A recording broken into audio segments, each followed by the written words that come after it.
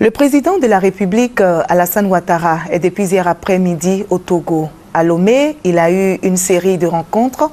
Le chef de l'État a rencontré toutes les composantes de la classe politique togolaise. Président en exercice de la CEDEAO, il a invité les leaders des partis politiques à des élections législatives apaisées qui se tiendront le 25 juillet. Notre envoyé spécial à Lomé, Viviane Aïmer.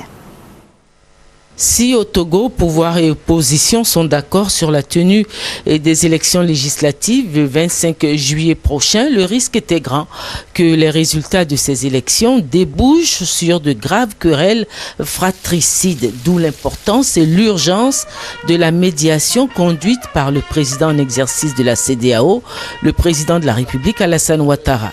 Ainsi, au cours de son séjour de moins de 48 heures au Togo, le chef de l'État ivoirien a rencontré toute la classe politique togolaise, ainsi que les structures et organisations impliquées dans la résolution de la crise politique dans ce pays.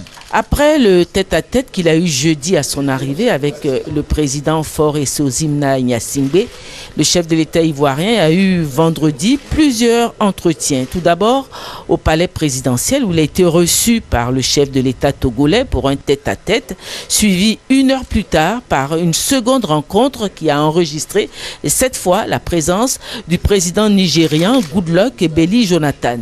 Le président en exercice de la CEDEAO a aussi rencontré les structures et organisations qui ont joué un rôle de médiation au Togo, l'Union européenne, les États-Unis, l'Allemagne, représentés par leurs différents ambassadeurs, le PNUD, la commission de la CEDEAO, l'évêque d'Atakwame, Monseigneur Nicomède Bariga, président de la commission Vérité, Justice, Réconciliation de 2009 à 2011. Les rencontres se sont poursuivies tout l'après-midi jusqu'en début de soirée avec l'opposition togolaise.